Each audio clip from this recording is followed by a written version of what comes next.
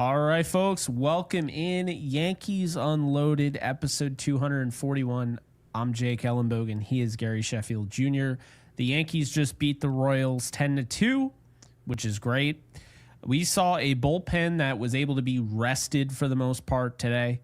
We saw a Max Fried bounce back game. We saw an Austin Wells breakout game, although we've already kind of seen Austin Wells starting to trend in this direction.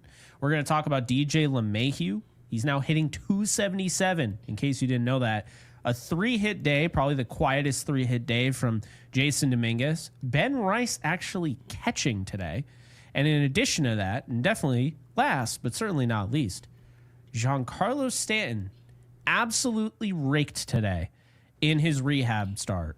And this is the first game he has played since the World Series. He went 2 for 3 with 3 RBIs and a walk. So we're going to talk about all of that on today's episode. We're really excited because, well, the Yankees just continue to put a beating on pitching right now.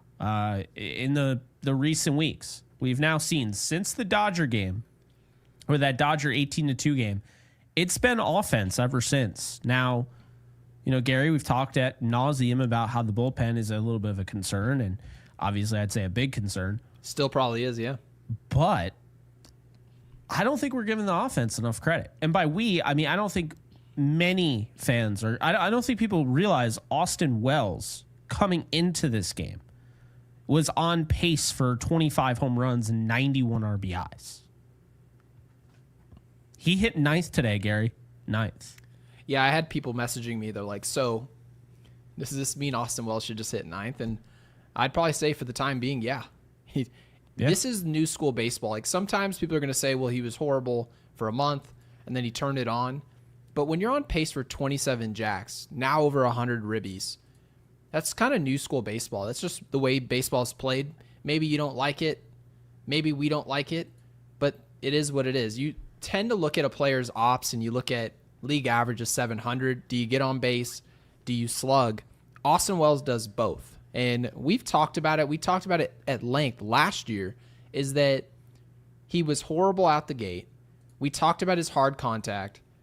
Suddenly you started seeing results. And then at the end of the year, he was a nothing burger. He was an auto out. Now, what's going to be tricky for this player is that you want to fall in love with what you're watching. You want to fall in love with the pacing, right? And if he does hit 25 homers, he's currently the best framer in the sport behind the plate. He blocks fine. Obviously, he's not throwing out runners. He's not Pudge Rodriguez back there. But the point being is that we want to see this version, maybe not tonight's version, but we want to see a guy who's slugging, right? A guy who's doing it on both ends when it matters most. So we're going to have to pay attention to the consistency. But overall, I mean, I don't want the whole show to be about Austin Wells. This show is about the offense and whether or not this offense is good enough to win a championship. And you have to be realistic with the teams you're going to be playing. Can you go toe-to-toe with the Dodgers? Can you go toe-to-toe with the Padres? Now, we've played both of these teams. Obviously didn't fare so well against the Dodgers. We lost 2 of 3, but we handled the Padres. And a lot of us are sort of agreeing this team needs a shot in the arm at the deadline on the mound. And not many people, we've talked about it, but most people aren't really freaking out about a bat at third base anymore. Most people aren't freaking out about whether or not we're going to replace DJ LeMahieu at second base. Obviously, it's because we're getting somewhat of production, but it's clear as day, Jake. Our hole on this roster is getting outs consistently and high leverage outs. If the Yankees and Brian Cashman can figure out how to do that, I think this Yankees team can be deadly, but it's not a finished product yet. So I hope when we get to the trade deadline, and it's our favorite time of the year, especially on this podcast, I hope we see an aggressive team. Yeah, no, I agree. I think we are going to see an aggressive team, and I think a big reason is because you're starting to see now that it's getting warmer, it seems like the bats are starting to get going. I wanted to address real quick, there was a Tommy Wilson at Yankees Unload. Any updates on Jazz? There is. So I was like, who's Az? Yeah. So, yes, real quick before we get back in the whole Austin Wells thing, because I have stats here. But Jazz Chisholm is expected to play tomorrow. He had neck tightness, and he called out Michael Garcia because he did not like how he was tagged. And to be fair, this happened last year, and the Royals fans called him a villain because of it. He just didn't like the way he tagged him. Personally, I saw a perfect tweet of this, and it's no offense to Jazz. I love Jazz, but this could not be a quieter beef. I mean, there could not be a quieter beef out there. I saw a tweet that said literally the only people that know that these two are beefing are Jazz Chisholm and Michael Garcia. That's it. That is it. So can I read Jazz's tweet? What's that? So Jazz's tweet, and mind you, this was June 8th, so this is not that long ago. Most of you saw it, but I want to bring this up. Jazz says, I think there should be more trash talk in baseball. Anyone agree? Anyway, free smoke at 7. So no idea what he's talking about on the back end there, but he seems to want to be the player that provides edge.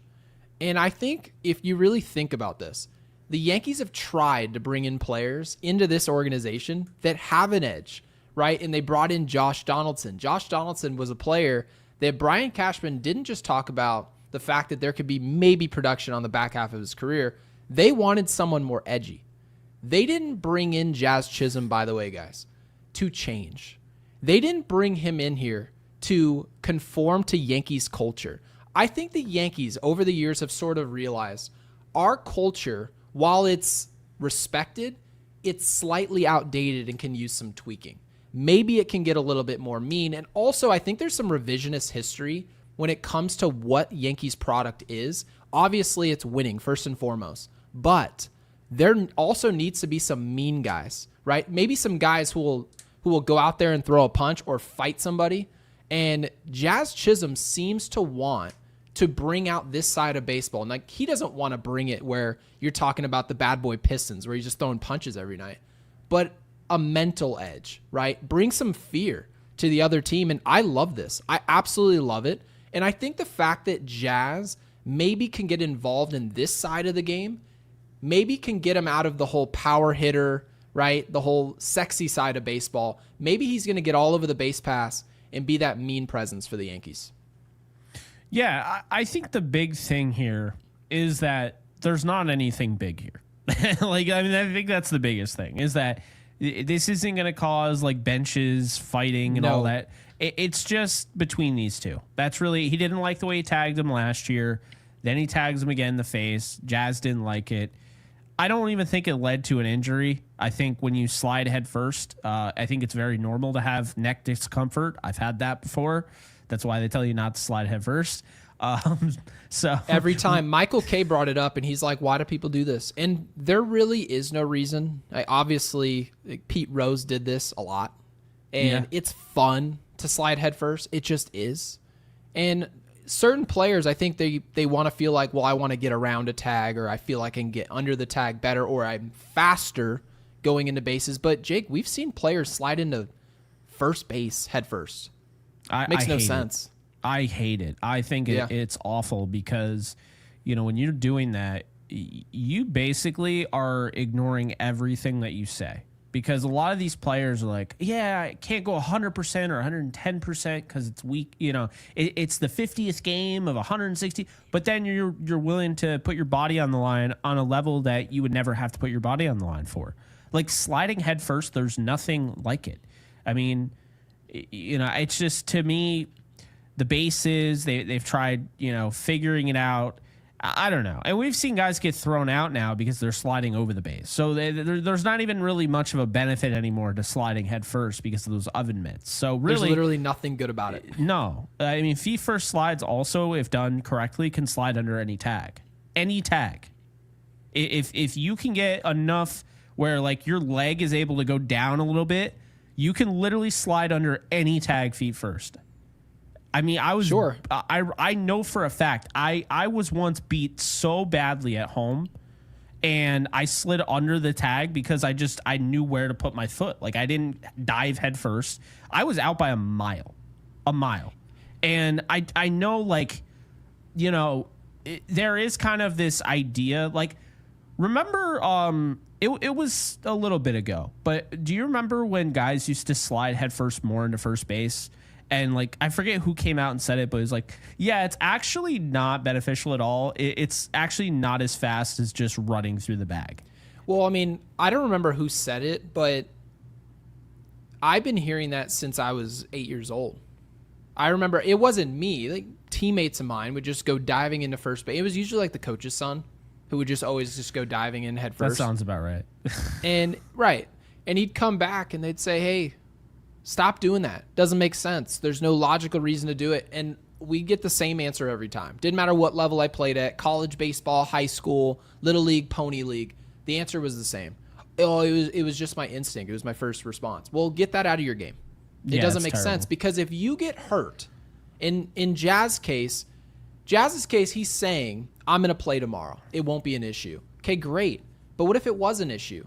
You just created an issue out of nothing, right? There's no reason to do it. So obviously Jazz Chisholm is a player who struggles to stay healthy. This is not just a problem that he's had with the Yankees. It's also a problem, and maybe less so with us, but he's just coming back from injury. And with the Marlins, it was also a problem. So you'd like him to have better habits physically. Like, we're not picking on him. It won't be the story of this podcast, but we just want to see Jazz make smart decisions. Still be that rugged. If you want to go fight guys, I'm the first one to tell you, go ahead and do that. I don't mind it. I don't. Because we do need some type of edge, and it doesn't feel like Aaron Judge is going to be that guy jumping right out of the dugout to fight anybody. Giancarlo, I can see it, right? There's some players on the team, maybe Garrett Cole, you piss him off. Yeah, I can see it. But I need to see, but he's also out for the season. I need someone who's on the field to go out there and give me some edge. Jazz can be that guy. But I want to talk real quick about DJ LeMahieu, because this player, by the way, is just a complete shock to me. This is a surprise. I'm not going to hop on this podcast and say, well, if he's healthy, it's going to be so-and-so, but he's got to be healthy. That would have been a safe answer. I did not think there was any chance we would get this level of output for any period of time from DJ at all. So I'll be the first person to say I was wrong about him. And obviously, I mentioned I don't really see a spot for him on the roster. Now, as that's continued, do I watch this and see DJ hitting 277 and then just pencil him in and say, yeah, I would like to see him hitting 8th for the Yankees in the postseason? No.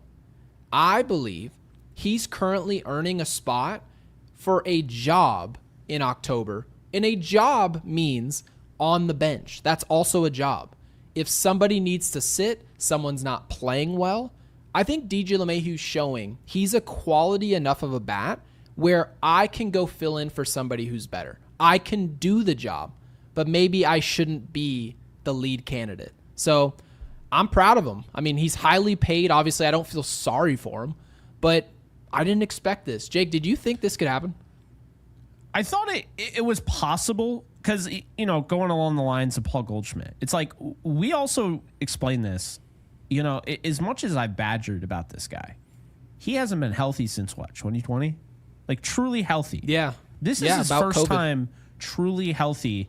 And the big thing for me is when I saw him you're starting to see the hard contact that like he hasn't had the last 2 years. That's when I started being like, okay, we might have something here. Now, I don't know how long, and this kind of it coincides with your point, because I know a lot of people will be like, wait, he's hitting 277 and you're already talking about him going on the bench. That's not really what you're saying.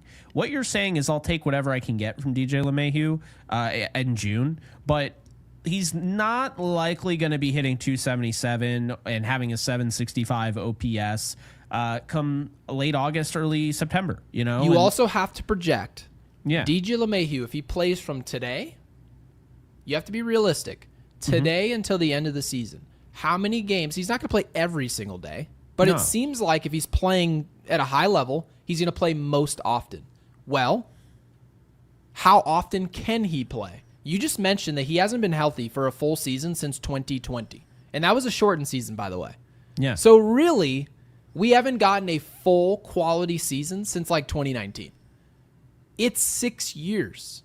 So am I going to say, it's an impossibility that he plays today and then most of the games all the way through the year plus postseason? No, it's not an impossibility. Is it practical? No. And also, there's nothing wrong with being a bench bat after the deadline because the team made a pickup in the middle infield. And keep in mind, guys, about 4 weeks ago when we were mentioning the Yankees could use a second baseman and you could just move Jazz to third, right? They just did that. No one had a problem with it. Nobody. And then all of a sudden you see a couple weeks of positive performance. It's a good thing, but it doesn't just pencil somebody in for a job in October because if you remember correctly, Jake, and the player who's really carried today, we're obviously talking about our catcher. You're talking about a player that everyone said, Gary, why in the world is Austin Wells taking postseason at bats? He's horrible. He's horrible because you care about what someone can do when it really matters most. Am I going to trust DJ when it matters most right now? Probably not. So I'm cool with him being a bench bat. I don't have a problem with that. And then also, I feel like we shouldn't gloss over the fact that Max Fried was very good today. Again. Yeah, I mean, we can get into that. I want to touch on Wells here a little bit more because I thought this was fascinating. I thought when we went over this, I totally forgot. June isn't when he started going off, by the way. What month was that? It was July. He hit 277, had a 941 OPS, and a 388 on base percentage. So he's moving his hot streaks up a little bit because he was ice cold up until that point. Not just that, Gary. Going into this game, all right, so where he was on the schedule, right? So today is June, well, depending 10th? on where you are. It's the 10th where you are. It's 11th where I am. We'll just say 10th for the sake of, June 10th, right? So June 10th, last year, the Yankees had an off day. So at that point in time, here were Austin Wells' splits, if you will. He was hitting, and I'm not kidding here, he was hitting 200, okay? 200. He had a 289 on base percentage. He had a 291 slugging and a 580 OPS. Okay? So to that point, he had not good. 3 home runs. Right now, he has 11. He's hitting 227 and he has a 770 OPS. Oh, by the way, RBIs, right? So think about this. He had, to that point there, he had 5 RBIs. 5. He's got how many at bats had he had up until that point? So to that point, looking at it, because I'm trying to do math on the fly here, got 51. Okay, so you're looking at 98 at bats. Okay, so how he many had 98 at bats up until this point? point? Yeah, I'd be interested to see that. So he's at 185 at bats to this point. But the point being, though, is that this is kind of what we were saying, no? You find out more about a player when you get a chance to let them just play. He hasn't been looking over his shoulder. I mean, people forget Jose Trevino was hitting 290. So it was really putting a lot of pressure on Wells. That's the hard part, though, is that when you mention, well, you can't find out about somebody unless they play. That is true. But let's be fair to this staff. And mind you, we all hate to do that. But when you're saying let's play a guy and see what he can do, that also means someone who doesn't earn the job and doesn't impress you with the role you gave him, right? It could be, obviously with Peraza. Say if Peraza was still starting every day at third base or playing at second base, he wasn't hitting, right? B-Boss wasn't hitting. Now, what if you saw that for another 2 months because the Yankees said, we just need to see what he does with some time? Well, teams that are contenders don't necessarily have that time, so it's difficult to do. So the Yankees did make a decision this offseason to say, no, Austin Wells is going to be the guy. We're not coming in here doing this split time nonsense. It is your job and your role. If we find a spot where JC can take at bats, he's certainly qualified to do that. But it's your role. And if you don't earn it, then you lose your job. But last year, Austin Wells was in a split part-time role. That's what it was. And sometimes we complained. He had a 2 home run night. The very next day, he was out of the lineup. So maybe they gave him a bigger role, and he's finally getting comfortable. And hopefully this continues later into the year, because obviously if it doesn't, people are going to have a different perspective on this player and just say that he can hit in the summer. But I hope this is something different. Yeah, I think it is. I really do. I know we got on Austin Wells earlier in the year, but he is a much better player than he was last year. I mean, if you look, last year he had 354 at-bats. Right now he has 185. He had 42 runs. He's got 25 already. He had 81 hits. He's got 42 already. He had 13 homers all last year. He's got 11 already. He even has 2 more stolen bases. He's hitting 227. He finished last year at 229. His on-base percentage got off to a horrific start, but is working its way back up. And his slugging percentage is 476 as opposed to 395, plus 770 OPS, which is higher than 717 last year. Austin Wells is an improving player. And the thing that, we're doing kind of the Anthony Volpe thing here. Remember we were talking about, Anthony Volpe isn't he's actually a good player. He's a bust if you thought he was going to be a superstar, because he's not going to be that. In all Austin Wells is the opposite, by the way. Austin Wells, it never came into this role when we were saying, oh, he can be the best catcher in the sport. The Yankees, this was never the conversation. No. Just the starting catcher.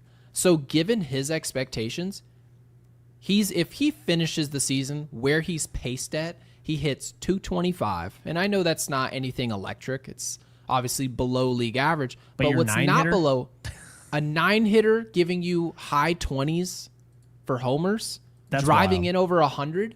How many people would complain getting that? Can you find better? Sure. But you're going to have to look. And I can promise you this, all of the catchers in the sport, for the most part, you're talking about 99% of them who put up these type of offensive numbers, they're not a great catcher. I promise you. So yeah, this is good. It's just good. Let's just call it good. I agree. And the Yankees need more good, right? Like you used to like to call it, Jake. Get good. Get good. The Yankees need more good around the field. And then you find the holes and you plug them in at the deadline. And right now, Austin Wells is part of a solution by hiding down at the bottom of the lineup and doing damage. You don't need to promote him. You don't need to decide, can he move 6? Can we fit him in at 5th? None of it. Just let him sit there at 9th and continue to walk up to the plate, not a part of any game plan from the opposing team. It's working. Well, think about this. Of the qualified catchers, Austin Wells is 11th in home runs.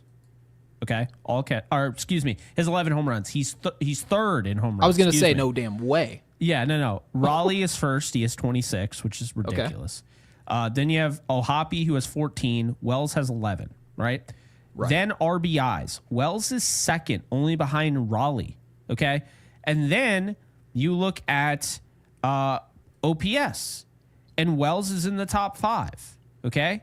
So is Wells a top 5 catcher in the league? He might be. It is I'll be honest with you, it is a weak catcher league. It is. So let me make that very clear. Do you have the list of those players, or is it just... No, I have. Because I want to know. So OPS would be Raleigh at over 1,000. Then you would have Will Smith, 925. Okay. Then you have Hunter Goodman at 810. Then Alejandro Kirk at 807, and then Austin Wells at 770. Austin Wells right now is a top 5 catcher because defensively he's still one of the best. So now that's what I factor in, right? Yeah. So I mean, like I know we've talked about it, and I'm a little bit higher. Well, I'd say I'm a decent bit higher on Austin Wells than you are, but you can see like we might be a little hard on him. We might have been a little hard on him, just kind of like we were saying with Volpe. I mean, think about this: Anthony Volpe is on pace for 20 home runs and 94 RBIs as a shortstop. 94 RBIs, and he's I think it's more about his profile.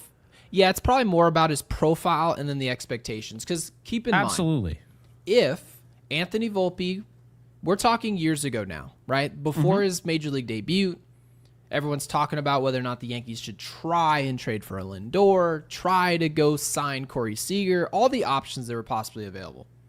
And people said, hold on a second, we've got this player who is going to be whatever you would describe Anthony Volpe as today, which is like a really good defender, doesn't have a great arm, can still slug, right? However you would describe him.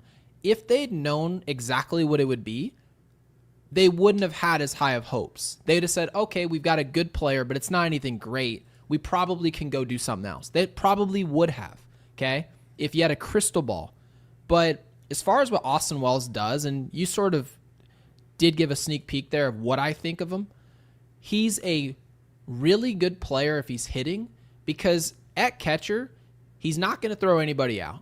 He's just not, especially at second base. We saw last week he made a great throw to third, but that's a different throw, right? So when you get into the postseason and these games get close, it's ideal to have a catcher who can steal strikes, right? Who can help a pitching staff, who can block the baseball. All of these are great things. There's a reason that Max Fried literally talked about him 2 days ago. And people said that's why you can't give up on Austin Wells.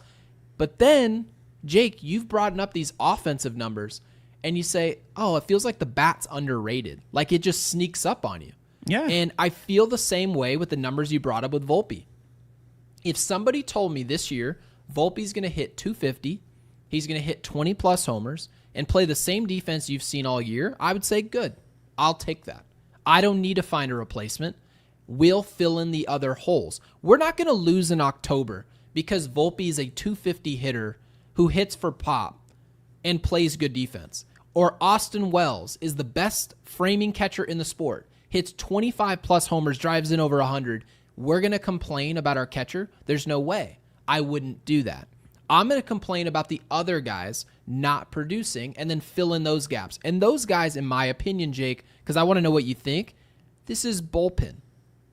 Now, to be fair, this is Austin Wells' biggest issue. Your mom is right on it. Throwing to second base. It's not great. The Yankees right now don't have anybody that can throw anybody out. And when you get into October, that is a concern. I'm not going to lie to you. I am concerned about that. I genuinely am. One thing I want to bring up here real quick to kind of put this Austin Wells, which I think has been a very important topic to bring up, and I'm very excited about what we were able to talk about. But let's wrap it up with this. I got Jorge Posada's first 180 games, okay? Austin Wells played 189. So Posada played 4 years for the Yankees to get to that number. So there's still 9 games off, but it's actually a pretty good idea of what you're looking at between the two. Posada, in my opinion, is a better player. He ended up being great, but I'm saying at this point in time, you'll understand what I'm saying. So Posada had essentially 648 plate appearances, right? He had 560 at-bats. Austin Wells had 605. So Posada scored 86 runs in that time. Austin Wells scored 73 to this point. Posada had 144 hits. Austin Wells has 137. Posada had 35 doubles. Austin Wells has 34. Posada had 0 triples. Austin Wells has 2. Posada had 23 home runs. Wells has 27. Posada had 88 RBIs. Wells has 104. Posada had 78 walks. Wells has 66. And then 131 strikeouts to Wells, who ends up striking out 152 times. At this point, Posada was slashing 257 with a 348 on base and a 443 slugging, meaning that he had a 791 OPS, a 3.2 WAR, which is exactly the same as Austin Wells. Wells has a 729 OPS. So, in conclusion, because Wells is hitting a career 226, he has a 305 on base, and he has a 423 slugging. We are looking at a more dynamic player in Austin Wells. So, when you talk about when he's on, right, he is more lethal than Posada was with the bat early on in his career. He's probably a more of an analytical dream, I would say, than Posada. Because if you think about it, contact. Yeah, Posada walks. wasn't coming in. We weren't hearing about framing. Like, that wasn't a conversation at that time. Yeah. Austin Wells, for those of you who remember correctly what I said about this player, I said he always has a role on this team because of what he does with the framing. And Jake, you brought up the point that with the automated zone coming pretty soon, that will probably minimize his impact. And certainly it will for all quality framers behind the plate. Yeah, it's not going to be beneficial to them. But having said that, essentially what I'm saying is that he always has value, even if he's not hitting. But when you get into a smaller sample size, you go into October, and we're in a 2-1 game. Let's just say all things go the way we would all hope. We make it through a pennant. Great. Amazing. You're in a World Series for the second year in a row. How do you feel in a 2-1 game, right? And all of a sudden we're up 2-1 and there's a base stealer at first base. What then, right? In most of those games, by the way, 1-run, 2-run games, you've got to stop base runners. You just do. So you hate to be so picky on somebody, especially on a big offensive night.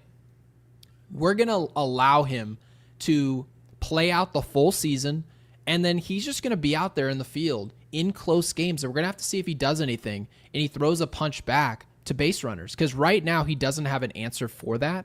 But does it mean we should complain about it? Because you know what? If we had someone back there throwing out base runners, I promise you they wouldn't be on pace for almost 30 jacks and over 100 ribbies. So sometimes you just got to take what someone provides and just live with the rest.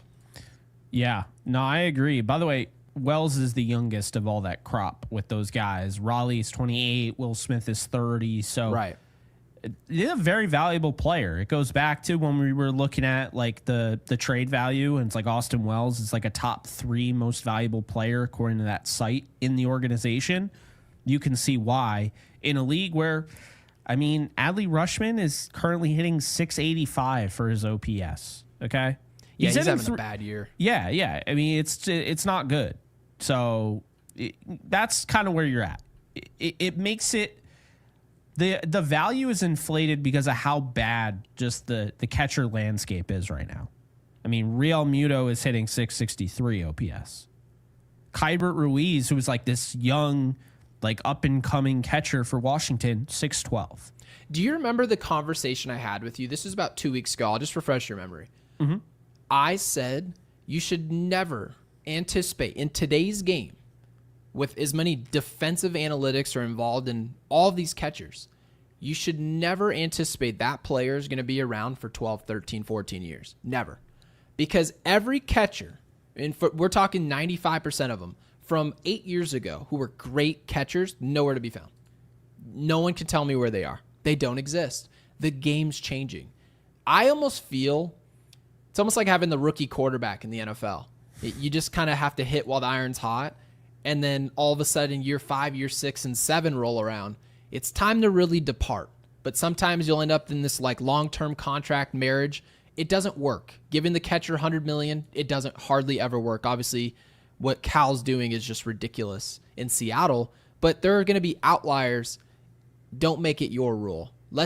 Austin Wells has a high role with this team. His job is to catch. All of the homers and the ribbies that you see is all a bonus to his game, and he's hitting 9th. So our offense, firing on all cylinders. I guess the question now is not even is this offense good enough to win a championship? I believe it is. I do. I think the defense is improved enough. The base running is improved enough. I don't see a bunch of boneheads just running around with their like chickens with their heads cut off. That's what they looked like last year.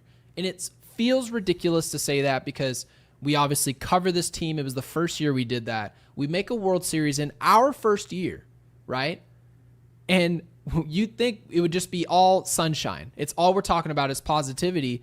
And yet you look up, and if you watch the way we were losing games, fundamentals went to die.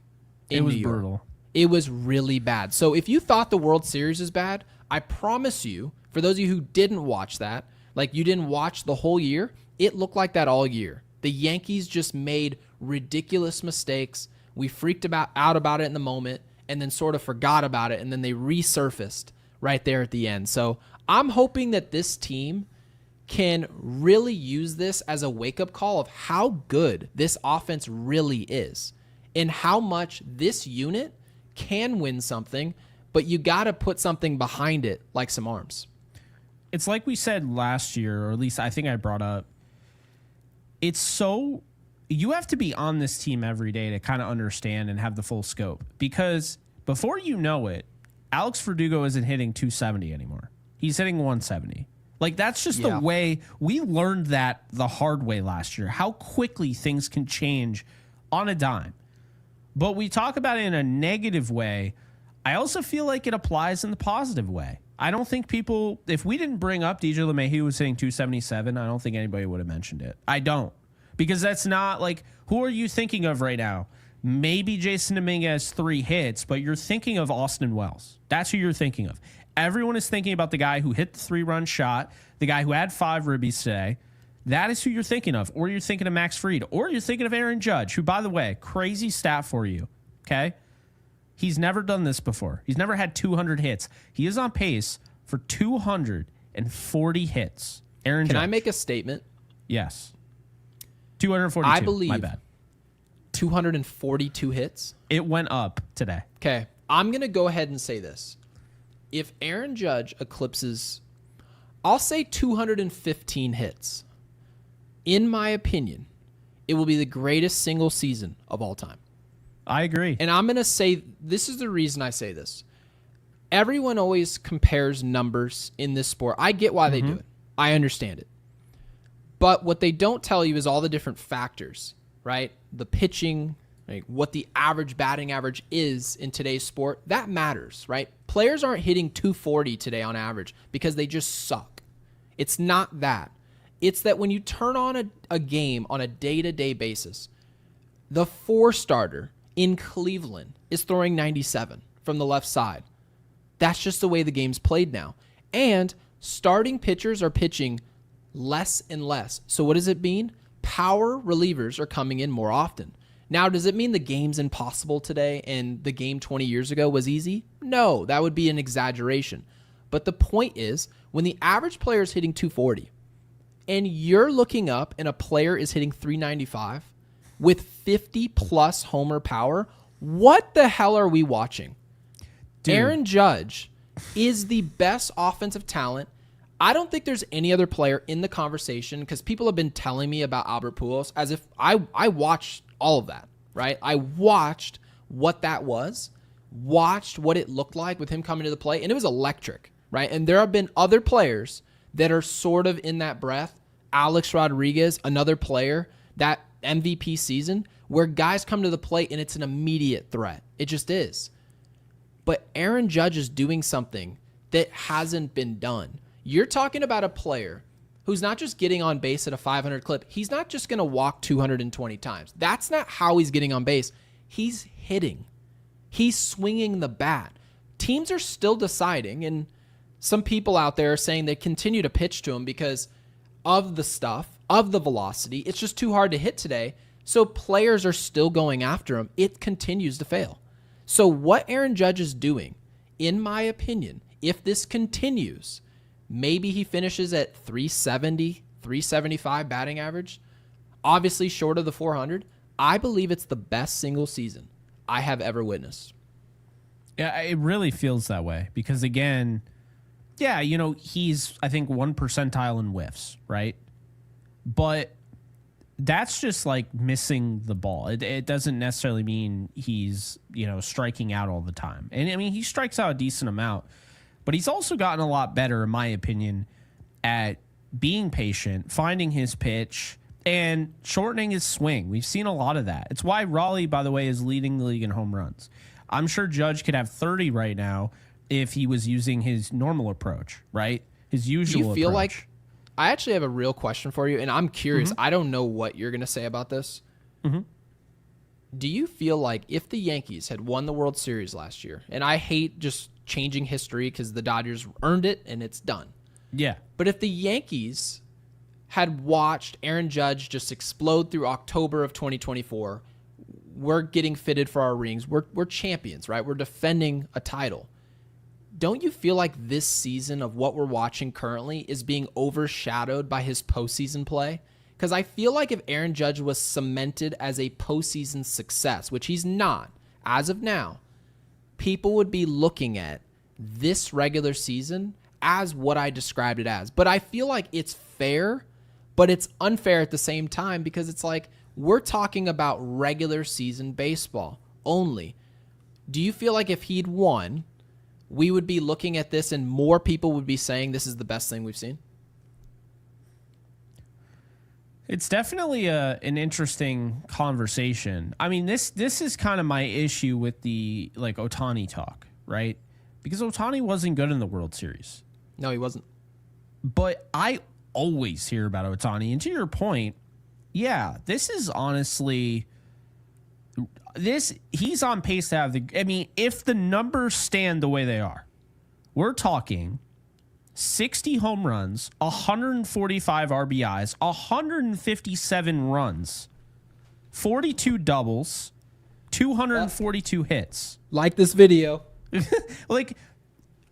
Why? Are you kidding me? It doesn't even 110 walks, by the way. It doesn't even feel like he is getting that credit. It really doesn't. I mean, I know he gets credit, but you see like the social media posts from MLB and you can just tell they don't get it. They don't get it. They're not pushing it enough. It's always, I saw the other day, it's Ohtani's world and we're all just living in it. Not Judge. Judge is living in his own damn world. There's never been what world? Hold on a second. What's his ops? And mind you, I've said, and just for those of you who, I don't really know who would be necessarily a diehard Dodgers fan here, but if there were, There's probably a few. You've heard me say, if Ohtani's pitching, he's the best player on the planet, right? Yeah. I've said that. And when I say pitching, I mean pitching at his usual self, being an ace, also doing what he's doing. Aaron Judge's ops is almost 1,300. It is a cartoon. It's not anything Barry was doing. 21 more hits. 21 Aaron more Judge hits. has 21 more hits than him? Than Ohtani, yes. He has 97. Wow. Mind you, Austin Wells is on pace to barely hit over 100 hits. And Aaron Judge is on pace to have 242, which is 20 away from Ichiro Suzuki's record. And by the way, what's the best season? What's the best season? Like, if you had to read numbers, because I would assume the numbers is sort of how we're going to come to our conclusion. What numbers do you need to see? What's the slash line here? I mean, if he continues to do what he's doing, obviously, but let's just say. Well, I also want to make this statement. If Aaron Judge gets to 263 hits, I don't care about the home runs. That's the greatest season ever. If he breaks the hit record, that I'll go on record as saying that is the most impressive thing he's ever done, because at that size, that type of profile, and you turn into an Ichiro Suzuki record breaker, the way Ichiro swung the bat, it was catered to like just getting hits. It's like what Jacob Wilson's doing. It's what like Rod Carew did. Aaron Judge doesn't swing like that. It's a lot harder to hit the ball the way he swings. He's not slapping the ball. He's not slapping the ball at all. Actually, he hits the ball harder than any player in the sport. Literally. It's insane. So if you're hitting the ball harder than everybody else, you hit it more often than everybody else. You're not walking 200 times. Those 100 walks is 100 hits. It's more valuable than any other player who's hit, and he's not DHing. He's in right field playing Gold Glove defense, by the way. This is the best offensive overall player, absent of pitching and all that. Any player who just plays a position, goes up to the plate and hits. This is the best you've seen. Now, people may say, it's not the best I've seen because I watched this guy go carry to a championship, and that's going to be sort of the snag. I don't buy any of that. I don't care about it. I care about opening day to the last day of the regular season. If this continues, I'm telling you guys, Aaron Judge should be covered by MLB Network, Yes Network. This is not one of the greatest seasons of all time. This would be the. So I hope they enjoy it. I still can't believe this guy has a career .615 slugging percentage. I really think, he has a chance to go down as the greatest player ever. I still think that's possible. What I would say is this. Barry Bonds, to me, like when I'm thinking of like who has the best season, well, the thing about Barry Bonds is he had 12 straight 1,000 OPS seasons. So that to me is why I don't think Judge will be the greatest of all time, because I actually don't care about the steroids and all of that, because I know that this player was amazing even before he took steroids. The proof is in the pudding. You can see it. It's literally in his stats. So Barry Bonds is insane. But like the year he had 73 home runs. Let's just say you don't want to give him credit for that. Okay, that's fine. Well, there was a year where he hit 336 and had 46 home runs back in 93. He had an 1100 OPS. Okay.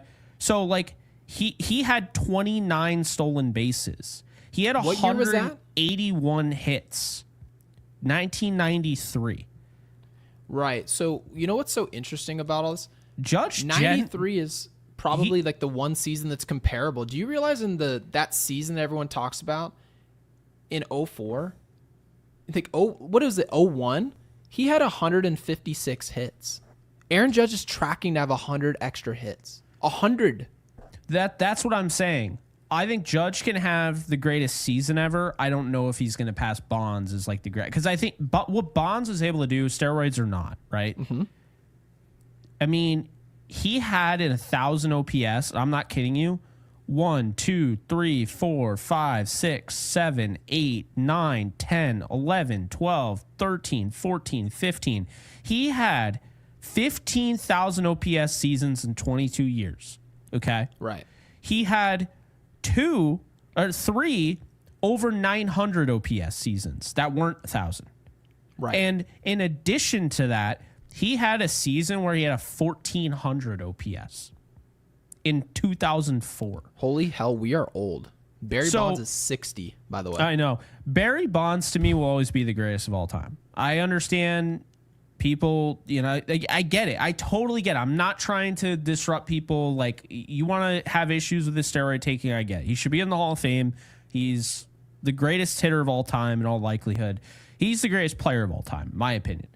But Aaron Judge, I think, is when all said and done, he's going to have a chance to be the greatest. But he definitely, there's never been a doubt in my mind. This is the best year of Aaron Judge's career so far. Now, he's got to keep it up, but you've never seen Aaron Judge look like this. Never.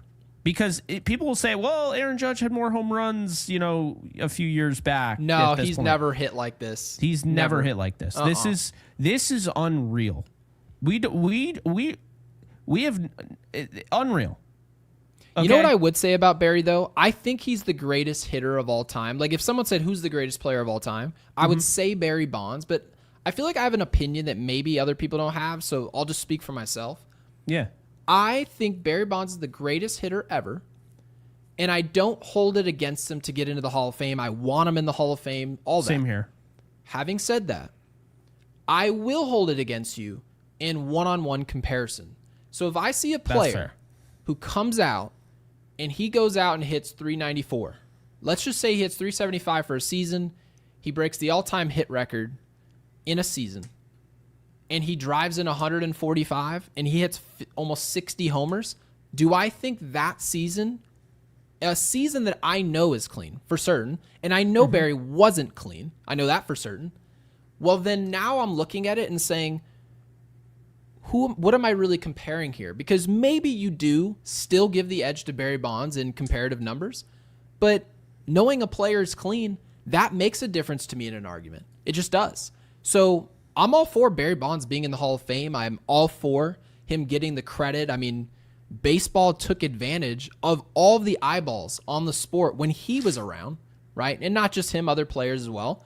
But you don't get to celebrate him and have everybody be celebrated and then treat him like this black sheep. I think that's ridiculous. But comparing his numbers to Aaron Judge, I know Judge is clean. And the fact that Aaron Judge does this clean under the biggest microscope in the sport, he's not playing in San Francisco, California. He's playing in New York City. This, what he is doing, is the best I've seen. And I hope that not Yankees fans, they get to enjoy it. They're going to enjoy it. We see it every day, and you almost take it for granted because it seems easy to him. But is there any player out there that you know was clean that was doing this? I don't know a player, and I saw it in our chat earlier. Someone said, well, Paul O'Neill, he was hitting 400 by July. Yeah, he wasn't slugging like this. Yeah. Not at all. So no. You've never seen this, I promise. And in no era, at no time, there's never been a player periodically to even hit the way that we're seeing. Judge is about to hit, I don't know, he probably finishes at 370, but he's got pop. I've never seen it.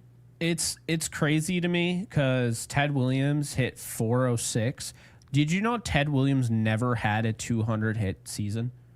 I mean, the dude is literally like, if he's not the greatest hitter, he's one of the greatest hitters. He was over 300 his whole career, except for when he was 40 years old, which we'll give him a pass on that. But he also, big thing about Ted Williams, he didn't get a chance to play when he was 24, 25, and 26. He missed prime seasons because he was in the military. So, you know, that's kind of insane. The fact he still ends up playing until he's 41. He hits 521 home runs, right? 344 for his career batting average. And he had an 1,100 OPS for his career. Ted Williams was incredible. Could you imagine if Aaron Judge was like, see, guys, yeah, I'm good. My ops is 1240, but I'm going to fight a war. Dude, that's crazy, man. Can you imagine that? He goes and wins a war, and they add a point to his overall war. They should. Oh, my God. Yeah, Ted Williams came back from the war and had a 10.6 war. There you go. Like, I've never heard anyone discuss it. It should be added to his war. And let's get caught up here with our supers. Yeah. Ed W, we see you got a couple here. We'll make sure we get to them. Thank you for that.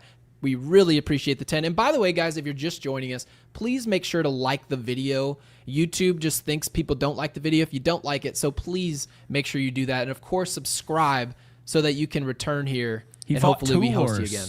By the way, says 5 minutes apiece. Yeah. By the way, this super chat. Yeah, he's good. I think I've brought this name up before. So Ed W with the 10 says Joel Sherman continues to claim that Volpe is tracking like a Swanson, durable, base running defense, but 850 plus ops in first 3 full seasons, then put on some muscle in year 4 and became an above average hitter. So I've long been saying that Anthony Volpe is Dansby Swanson. So much so, every time I see Dansby Swanson, I think of Gary Sheffield Jr.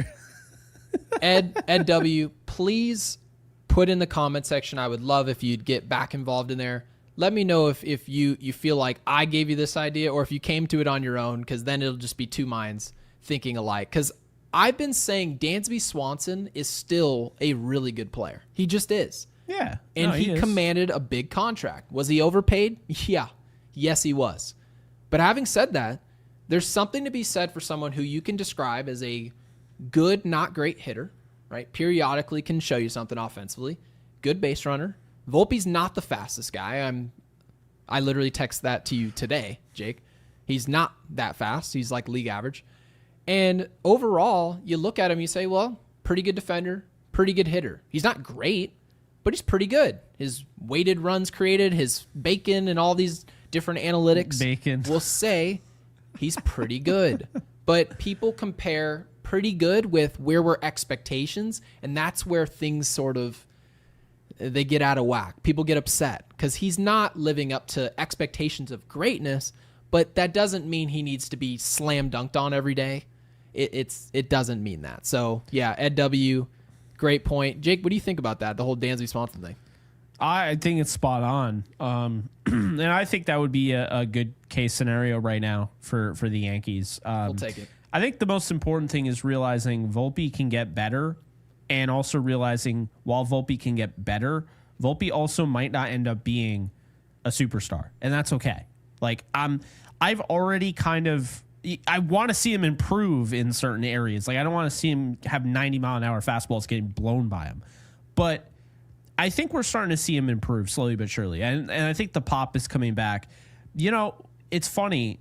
We signed off on it, said it was a good idea last year. We did not realize flattening Volpe's swing was the worst thing ever for him. Ever. Period. Like, it's so ridiculous. I mean, flattening their swing, I just have your normal swing. I mean, my biggest issue with Volpe has always been about the load, because when you talk about the batting stance and his load step, he like drops his hands. They literally tell you in Little League not to drop your hands. And he's doing that every single swing. Can we get back to this Ted Williams thing? Because I want to throw Adam's super chat, our very latest. Adam, we really appreciate the 10. And it goes back to literally the point you're introducing right now. Nice. Adam with the 10. Thank you. Says, Gary, you were right. Love being told I'm right. I'm just kidding. Saw Volpe dropping his hands today, accompanied by a loopy swing. Why can't he correct this? Now, mind you, the Yankees, it seems, and I'm not gonna have revisionist history. I'll be honest with you guys of what I said. When I heard he's flattening his swing, I actually liked the concept in my mind. I did because too. When you watch the swing through contact, it felt like he was uppercutting, right? That was your perception when you watched him. It seemed like he was trying to elevate and go opposite field, basically taking advantage of the short porch. It seemed like that was his only approach in his rookie season. Then you go into the offseason, and I thought to myself, well, Volpe is sort of projected, if things really work out here, to be the leadoff hitter for this team. He wants to steal bases. People earlier this season said, Gary, where are all the stolen bases going? But when you look at Volpe's speed, it's not there. He's not one of the faster players in the league. So the 40 stolen base mark and leading off for the Yankees and maybe trying to be Trey Turner 2.0, it's not happening, okay? He's going to be a shortstop that is sure-handed defensively, who's going to try and hit for pop. But long story short, when people say it seemed like an uppercut, it wasn't. Every swing, when you make solid contact, looks like an uppercut. But actuality is that you're really on plane. When you're on plane with the baseball and you make contact, it appears like an uppercut. So the Yankees thought if we just make his swing flat, he'll hit more line drives. That's not the way baseball works. It just doesn't. So Anthony Volpe, the reason that he's not as consistent, it's still good. Don't want to make sure we don't gloss over that.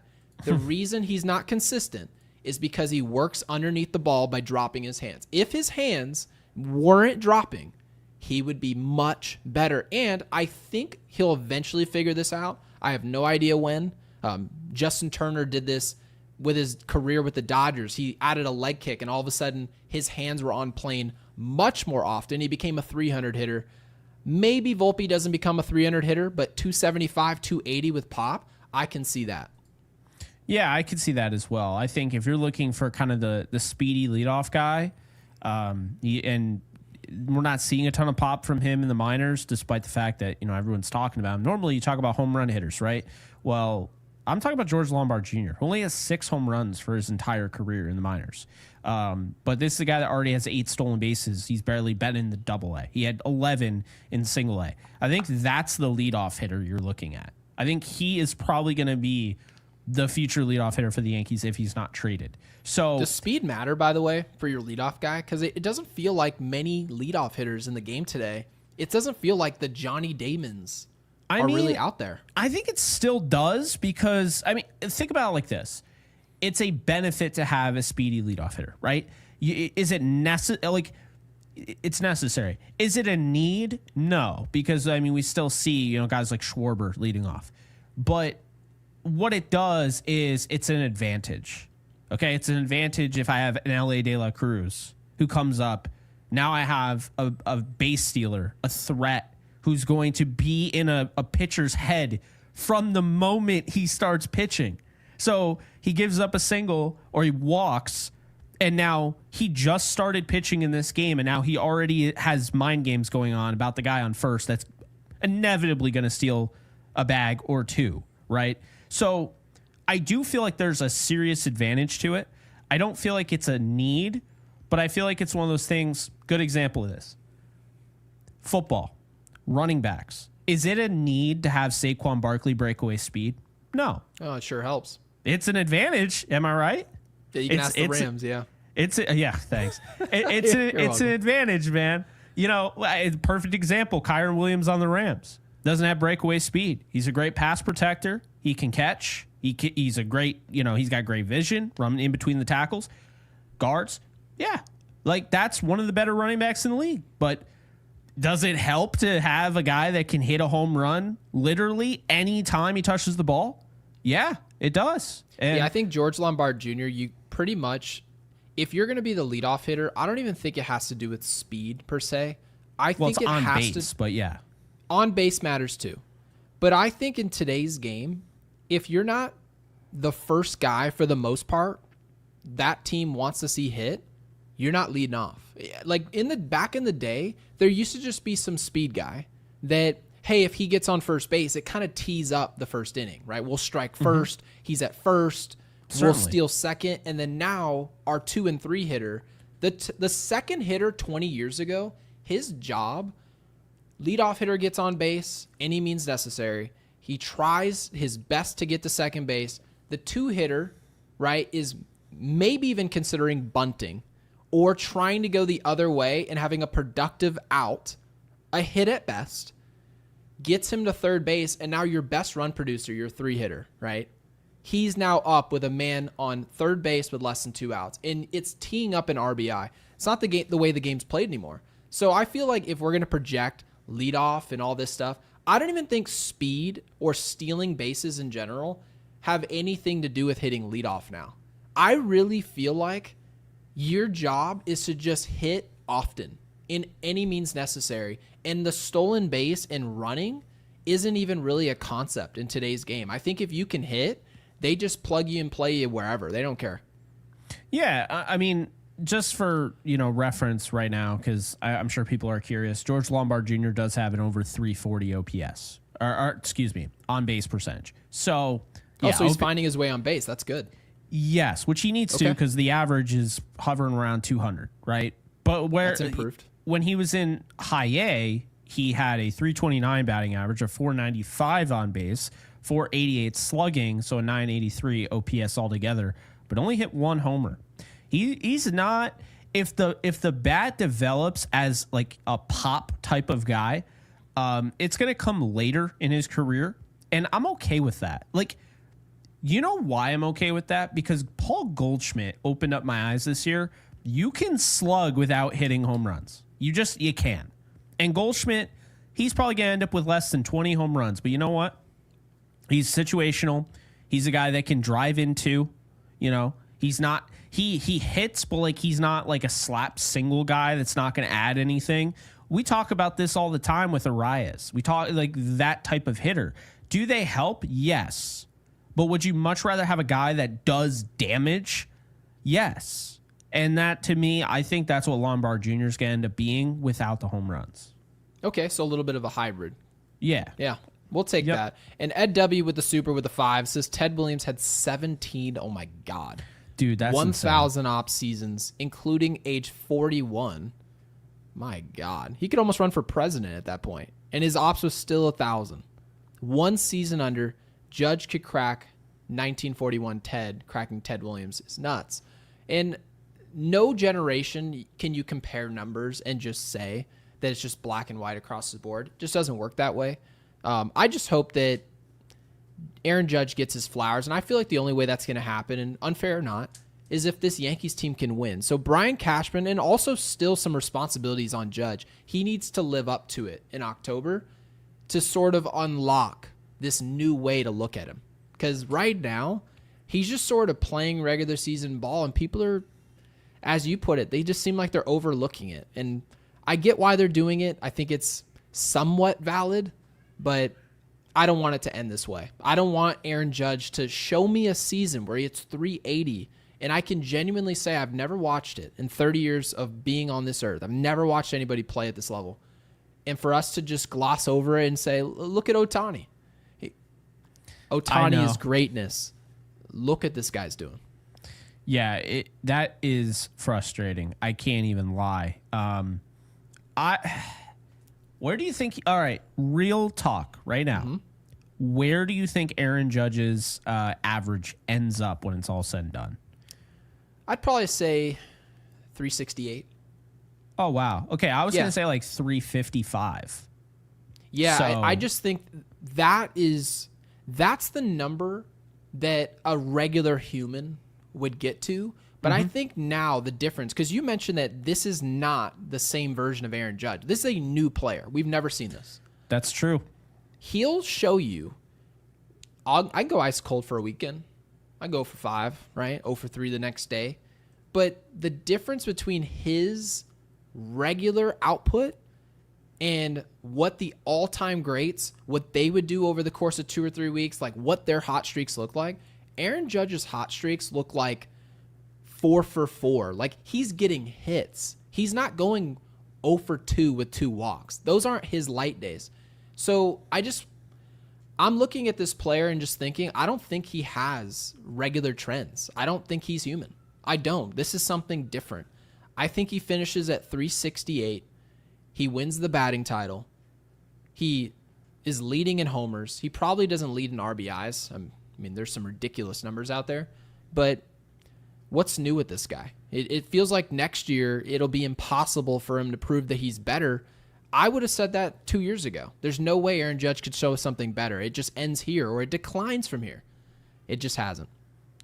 You know, June and July are the months in Aaron Judge's career that he's hit the fewest home runs. That makes no sense. I know. He hits 58 in August and 61 in September/October. He hits 70 in May typically. But for his career, he has a 1100 OPS in May, 1000 OPS in June. In April, March, he's got a 995. In July, he has a 985. In August, he has a 980. And September, October, during the regular season, of course, he has an over 1,000. So, really, we're talking about a guy that he's doing this right now. He had a slow start last year. For those that don't remember, he was putrid last year. He started off 125 in March. Now, that's like 3 games. No big deal. April, he hits 220. And yeah, he still had an 811 OPS. Like, he looked putrid and still had an 811 OPS. But then after that, 1,300, 1,300, 1,100, 1,300, 1,000, 1,300. Like, what are we talking about? That was ops? Yeah, last year. Oh, so, never mind then. So maybe he was this player. It just didn't look like it because his overall stats didn't indicate it. But I don't know if he was. And hear me out when I say this, because you look at the hits, and that's where it differs. Because he had 44 hits in April. 44.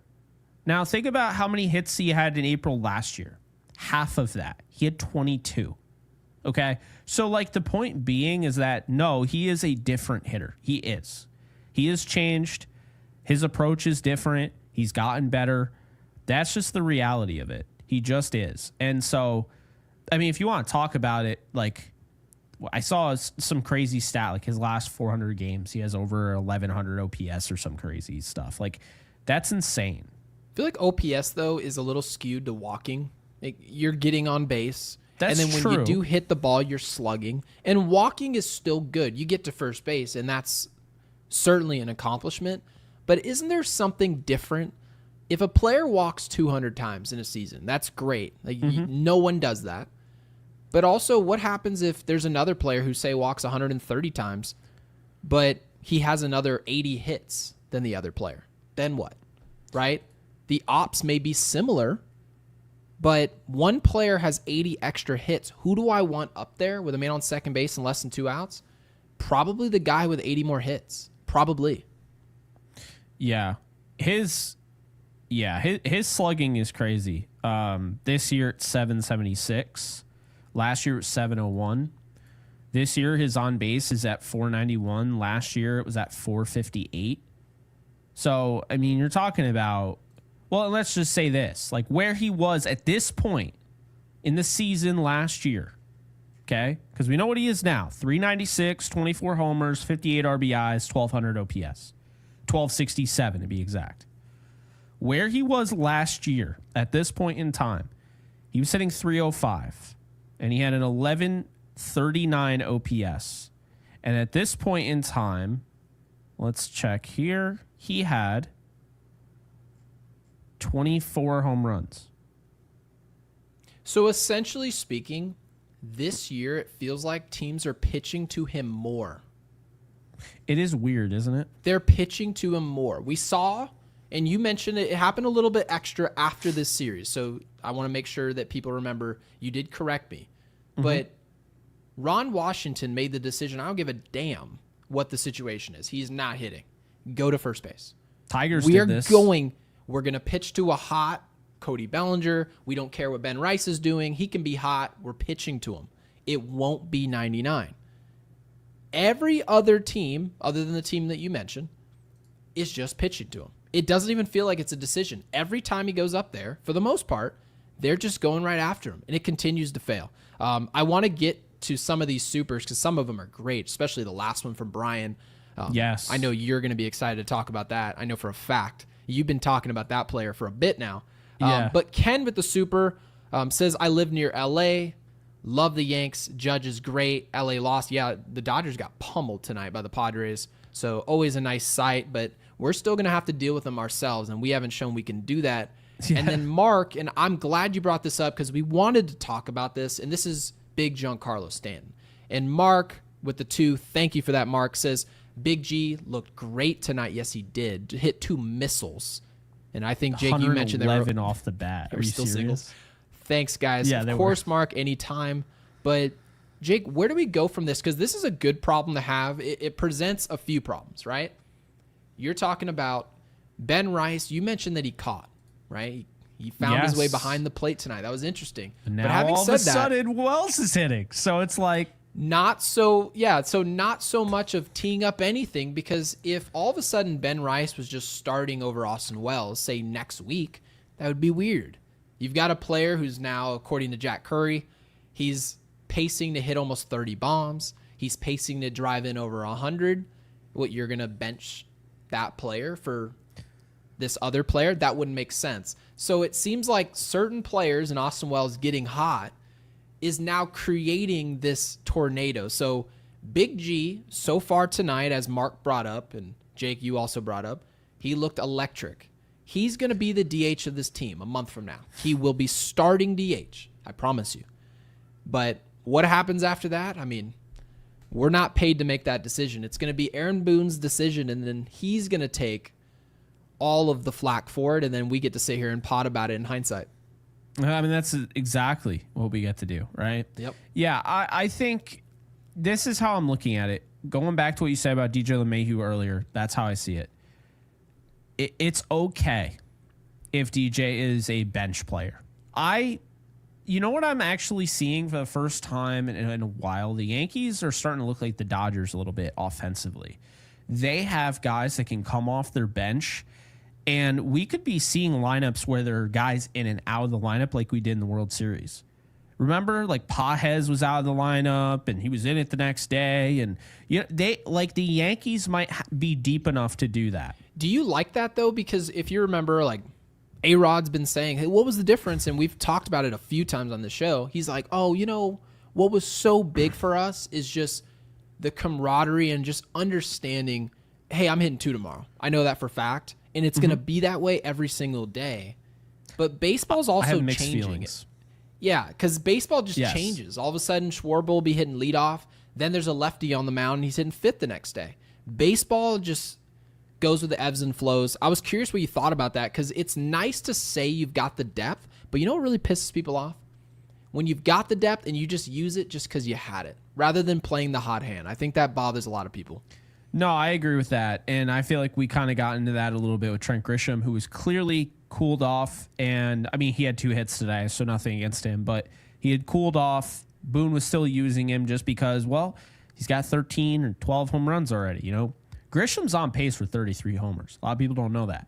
So that's a big reason why he was playing. But, it was interesting. I think, was it Ken Rosenthal? Somebody talked about it on the ESPN. It was probably Buster Olney then, if it was ESPN. So Buster Olney, I think, brought it up, and it was like, without the, obviously I don't want to see injuries type deal, but he was kind of saying the way baseball works, this stuff kind of takes care of itself. Just when you think you have a surplus, you turn around and you don't. And it always happens. It goes back to what we were saying last year. Oh, Verdugo got hurt. Oh, Jason Dominguez, he hurt himself on a check swing just when we were thinking he was going to get called up. Ben Rice gets called up instead of Jason Dominguez. He hits 3 home runs.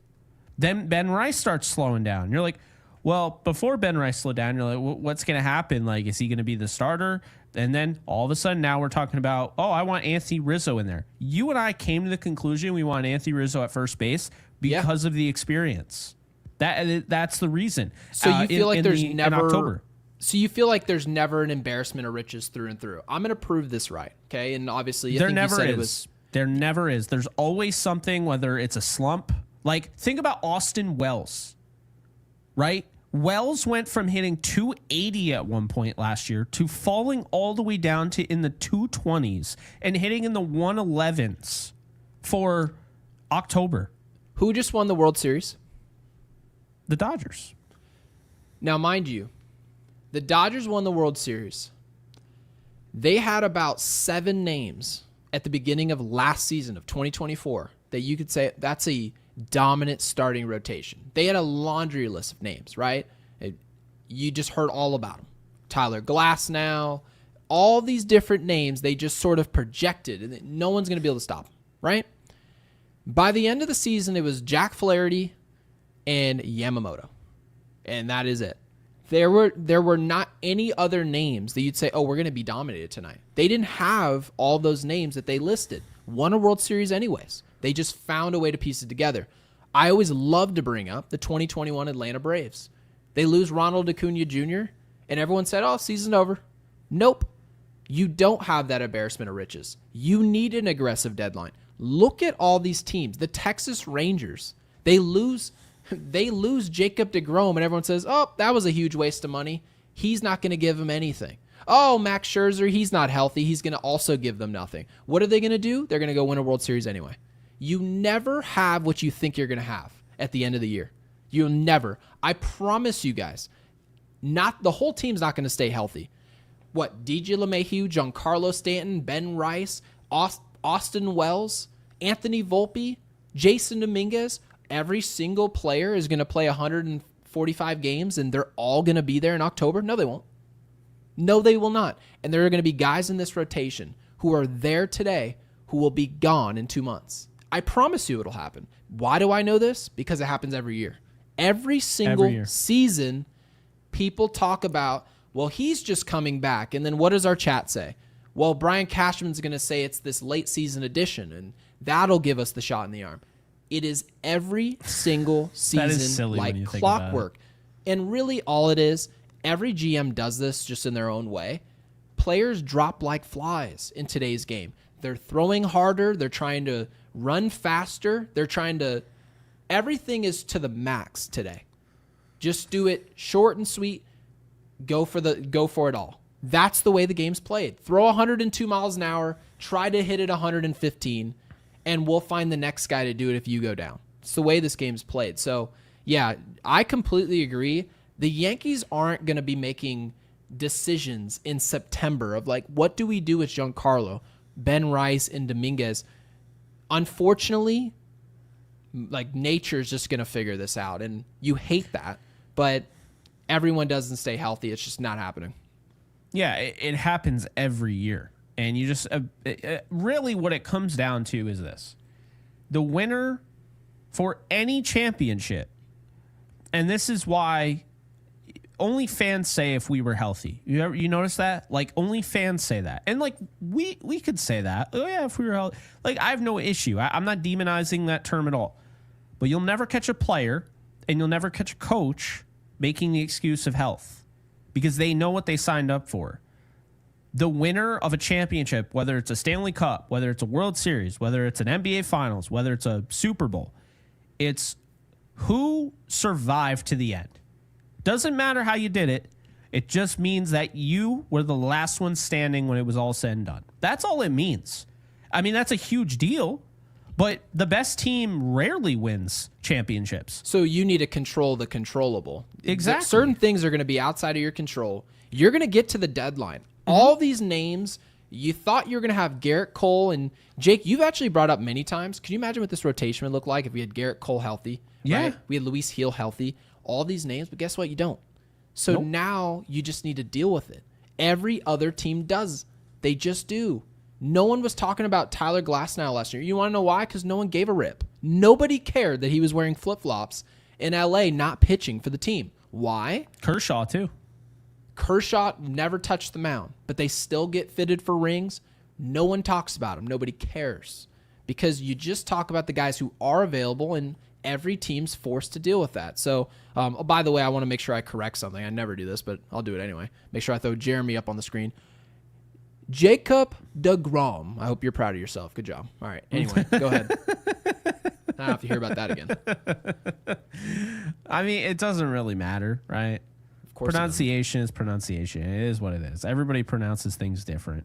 I mean, there's still people after Matthew Stafford said over and over and over and over and over again, my name is Matthew. John Matthew Stafford. Like, his actual name is John. Matthew is his middle name. People are like, oh, Matt Stafford. His name is John? Yeah, John Matthew Stafford. But he's called Matthew Stafford. And people call him Matt Stafford all the time to this day. That's not... You don't shorten middle names. No one does that. Like... I didn't even know he had. I didn't know that. Yeah, that's interesting. So that's what I mean is that this happens all the time. Like, people always do that. Remember Mitch Trubisky was like, I prefer to be called Mitchell, and everyone's like, yeah, we don't care. We're gonna call you Mitch. Like, no, like, people just say whatever they like. It is what it is. So I never put that much into pronunciation. These supers are making us hop all over the place, guys. I'm really sorry. At least you're not saying Aaron Judge. Like, right. Or arson judge. You know what would be nice about supers? If they use AI to put them in category. So YouTube, if you listen to us at all, put them in categories so that they literally, by topic to topic, they're like topic. But this is a great point, and I want to talk about it. We're going to touch on it really quick here. And Adam with the super. Adam, thank you so much for supporting the show with the 10. Says, do you agree that 90 to 92 is very hittable? But when it gets to 95 plus, it becomes very difficult. I feel like Volpe struggles with 95 plus.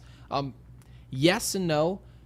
If you just look across baseball, guys aren't throwing 100 miles an hour just because they think it's fun and it impresses their mom and dad. They do it because it's more difficult to hit.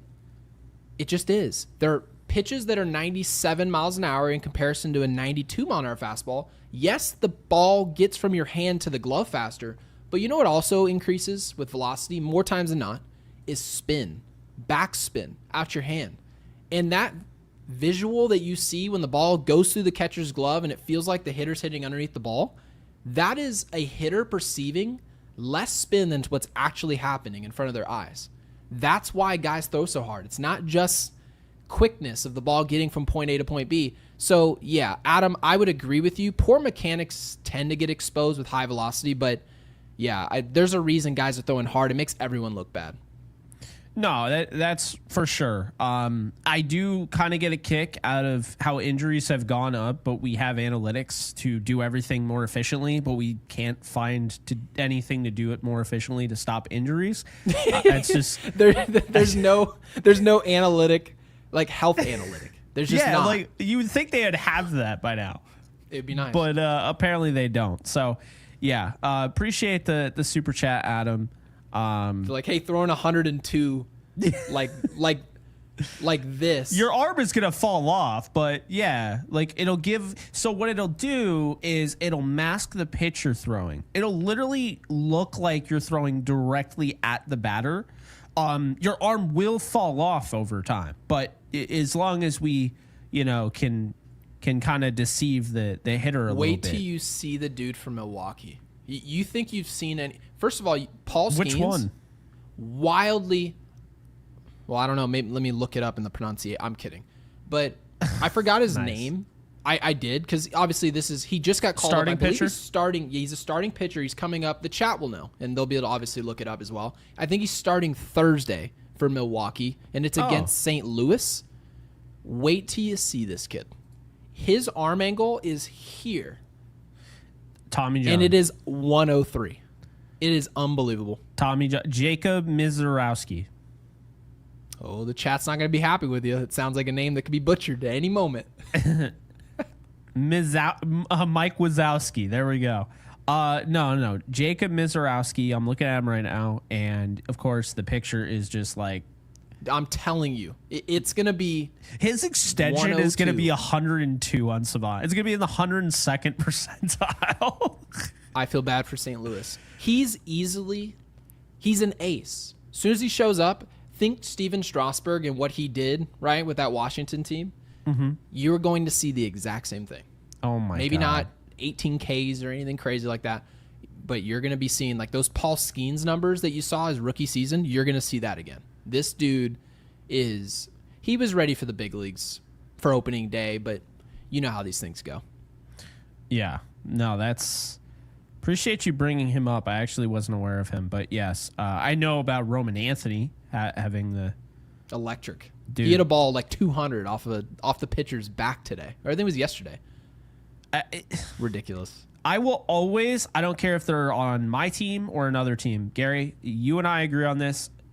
Jack Caglione playing for the Royals in the game against the Yankees today and moving forward is good for baseball.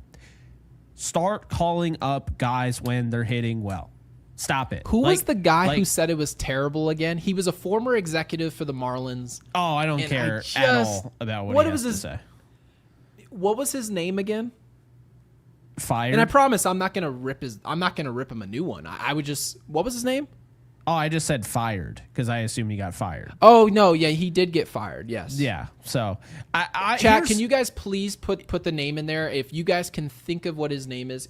Essentially, his take was that it's boneheaded to call them up, and then he mentioned sort of that the suits part of their job is to control these assets. That's awful. Right?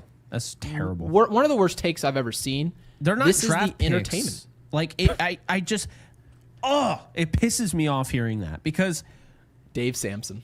Like, okay, yeah, that makes sense. Smart guy, by the way. You don't get into the front office because you're a damn fool. You're just don't. But like that's it's a bad take. The take doesn't make sense. It just doesn't. You know, you were kind of on the right track here. I feel like it doesn't always happen, but I do feel like general managers take things almost too seriously to the point where they stop. Like they forget that it is an entertainment industry. Like that's what it is. These guys aren't getting paid to play baseball in a empty park with no one watching. They're not like, oh yeah, we got to get that game in. Like it's like a golf league where you're out and you hit whatever and you report what you got. It's not like that. It's literally the entire point. We actually found this out during COVID. They can play in an empty stadium as long as people are watching on TV. It's okay. Still make money. But if no one is watching and you're just playing this game that no one else will ever see, what's the point? I'm actually okay, by the way, with him thinking this. Like, if he has this mentality behind closed doors, thinking that, but to come out and be like, who's my audience? Who's listening to my podcast right now? Oh yeah, 100% fans. Like people who consume the content, who are looking to be entertained. These games, it's 2 hours of entertainment, and then we get a result, and then we tell you at the end of the year if we're happy with that result or we're pissed about it, right? Yeah. And you're gonna tell me, oh, this is a bad move, and you should be upset about it because we don't control this asset for cheap for an extra year. Well, you know what, Dave? Go out there and ask the owner to just invest money into the player. That's it. If you bring in is also on Roman baseball, Anthony, by the way. Roman Anthony gets called up maybe earlier than you thought. You lose a year of control on the front end or on the back end because you brought him up early, and you're going to complain. If Boston wants him to be there for 20 years, pay him. Don't tell me you're over budget. If you're over budget, it's because you paid Trevor Stories. That's why. It's not because you paid Roman Anthony what he was worth a year earlier. Stop with that take. The take is just horrible. And really, the Red Sox should be praised for how they've built their team. Absolutely. I understand they're 33 and 36, right? I understand we're upset that the Yankees lost them. I get that. But when you look, Narvaez is 26, got him for a prospect. They felt like that prospect was a little bit behind their timeline, and they fell in love with Narvaez. He actually won the job over Wong. Connor Wong was a guy that at one point, wasn't he like a favorite to win Rookie of the Year? Red Sox fans loved Connor Wong, and they liked this Narvaez guy that much. And Toro, Abraham Toro is 28, homegrown player. He's hitting third. Duran, 28, right? Devers, 28. But that's not even to factor in the guys that they've called up. Christian Campbell, right? You look at Sedin Rafaela. He's 24 years old, Gary. Christian Campbell, isn't he like 22? So they should have just kept all of them in the minor leagues so they can control them all. That's what I'm saying. Like, you call up Roman Anthony now, who's 21 years old. So, I mean, insane what the Red Sox have. Like, for the future, the Red Sox are going to run roughshod the AL East. For the future. Like, if the Yankees don't, whatever. Marcelo Mayer, 22. And, oh, by the way, Tristan Casas is out for the year. So they have all of these incredibly young, talented players. And this is what baseball is all about. This is why people are always saying that the NFL needs a minor league system, that the NBA needs a legit minor league system because of this. This is fun. When you're a Red Sox fan and you're 33 and 36 and they just called up Roman Anthony, you know what you're thinking? I don't care that we're 33 and 36 anymore. I'm watching the future right now. Yeah, I don't even feel like I'm looking at Boston and like kind of what they're doing. I don't really, first of all, I'm not afraid of them in the future. Like, I don't think they're any better off than we are or anybody else is. Well, I think the Yankees will be fine with like how much they can spend. But if you're like an Orioles team right now, you're not anything special anymore. That's what I'm trying to explain. That's true, but Baltimore also perceived the same way. They looked at it and said, well, we're a 95-plus win team. We've got Corbin Burns at the time. We've got Holiday. Holiday hasn't done anything for us, and we're still a 95-plus win team. So the future looked great. Here's why I'm going to clap for what Boston did, and this is the only reason. Mm-hmm. They're calling up players out of their system not because of control or any other advantage a front office possibly can fathom. They're bringing up Roman Anthony because he's the best option right now, and he poses the best option in the near future. That's what the Yankees should do when George Lombard Jr. becomes ready. Don't tell me that some other player, and if he gets called up after July 10th, then we get an extra year of control. Call up said player so that we can use him right then and there, because you never know if that game he helped us win in July wins us a division in October or September.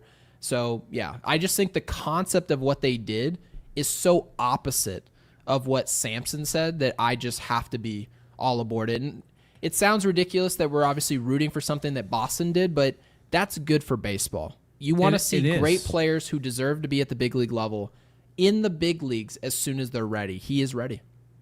Yeah. No, he's definitely ready. Man, I can't talk about Boston. I'm a little annoyed about Narvaez and Weissert right now, to be fair. Because Weissert... What's the super about Mets Unloaded? So Ed W. with the 5 says, my God. Meantime, over on Mets Unloaded, they're covering $800 million man and his 244 average and league-leading 13 double plays. Sorry, had to be said. Well, I mean, they did play Colorado this week. Feels like they've played them 40 times this year. They have. Soto's turning it around. I'm not going to be He's fine. Too hard on him. Juan Soto, he'll be fine. Yeah, I will say, though, it's early, but Aaron Judge has a chance to go down as the greatest contract for a team ever.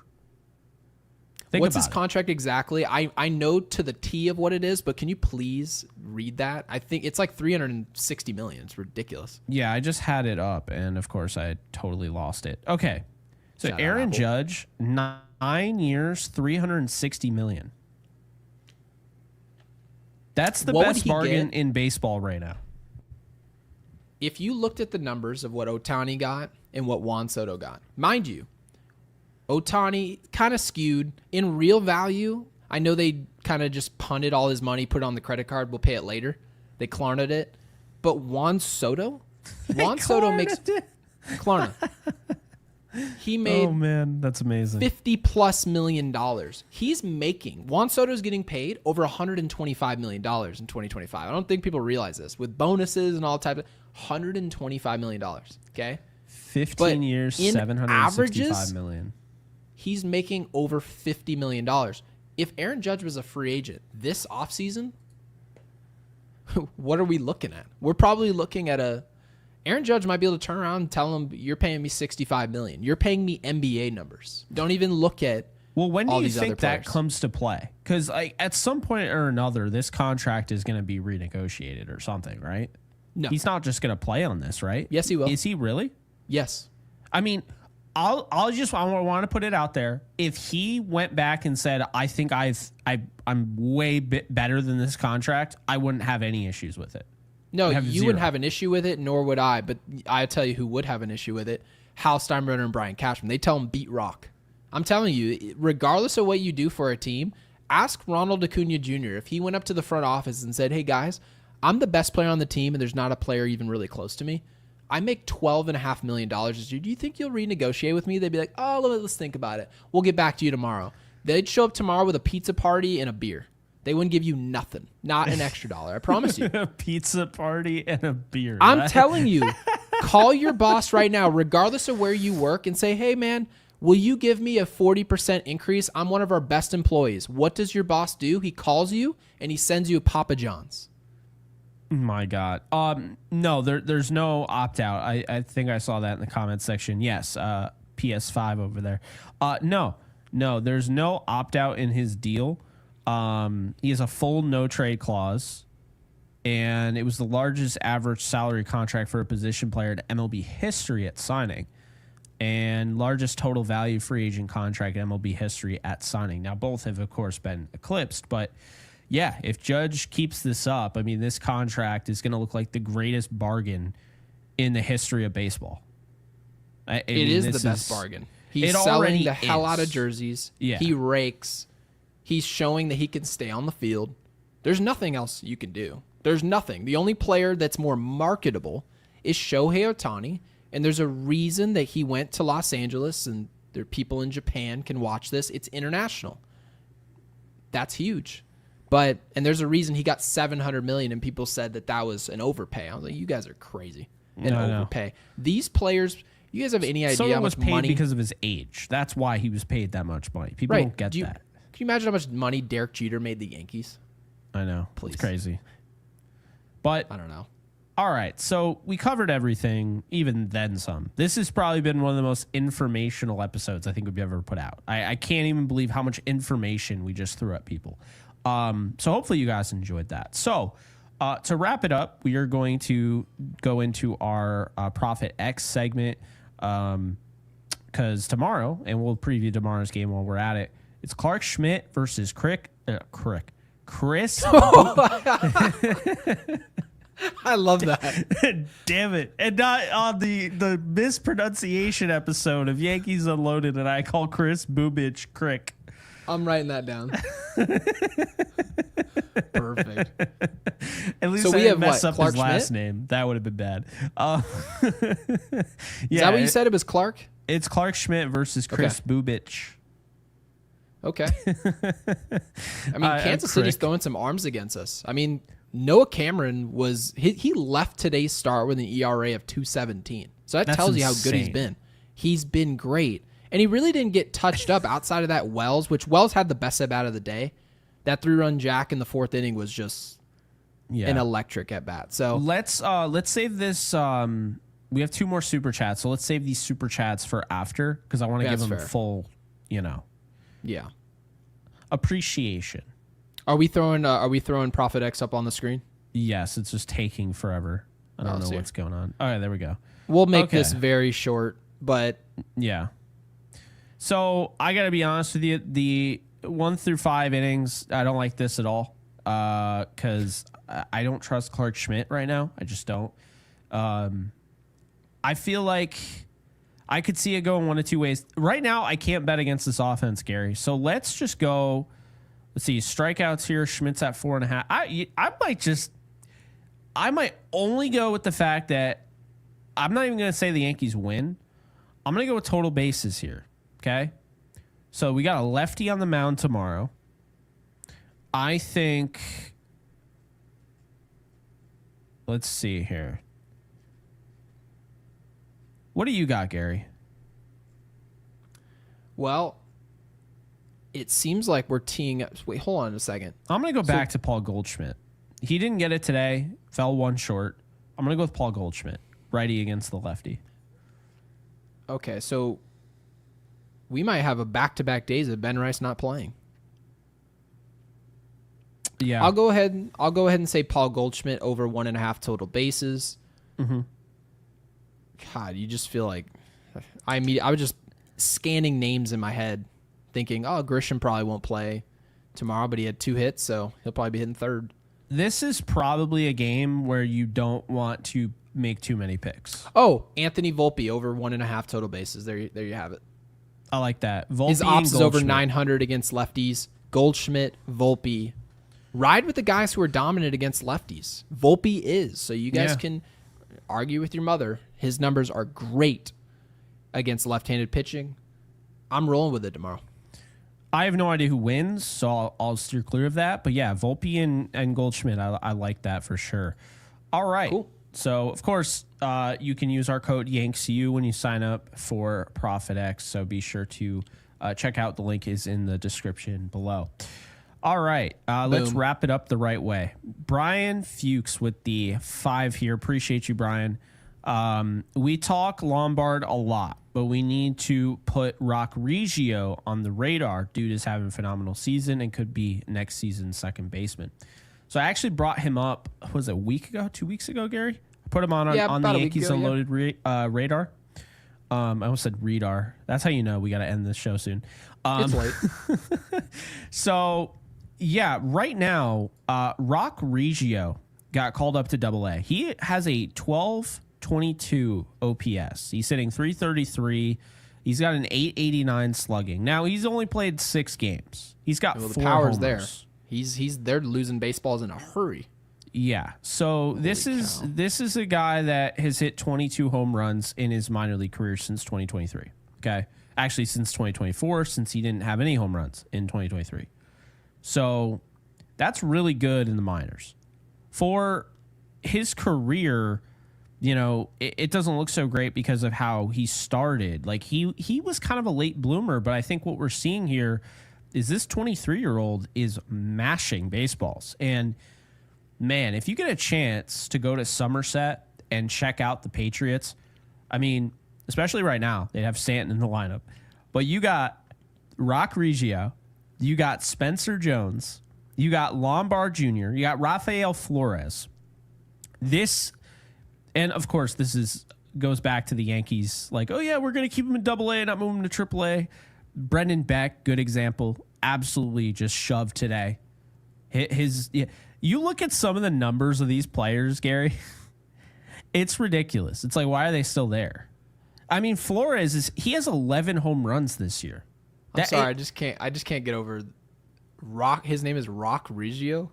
I know, isn't that like the greatest name ever? It is a great name. His parents left the hospital like, oh my God, he's beautiful. What's his name? Baby Rock. Rock. Was that SpongeBob episode? It's a rock. Oh, his name is Rock. I got you this rock. Rock Reggio sounds like he rakes. Yeah, and he is. Good for him. By the way, Brendan Beck lowered his ERA to 1.99, has a .91 whip. He's 5-2 in 8 starts. And so we've got some talent here. That's what I keep saying. I think there is kind of this misconception. I think the Yankees farm right now, a lot of these guys are killing it in Double-A. They have some guys that are doing well in Triple-A. I've mentioned Winans multiple times, Pereira, whatever. But this is on the Yankees. Like, I think some of these guys need to be called up. And I'm not saying Reggio's played 6 games in Double-A. I'm not saying Reggio, but like Brendan Beck, I mean, what are you looking for? You know what I mean? Like, what are you truly waiting for with Brendan Beck here?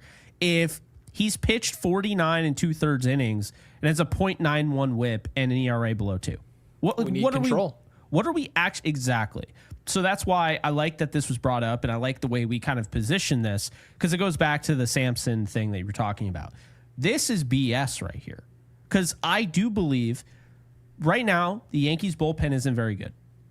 It's not. We still don't trust it.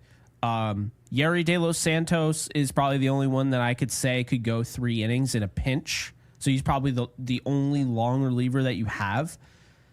It's not ideal, though, right?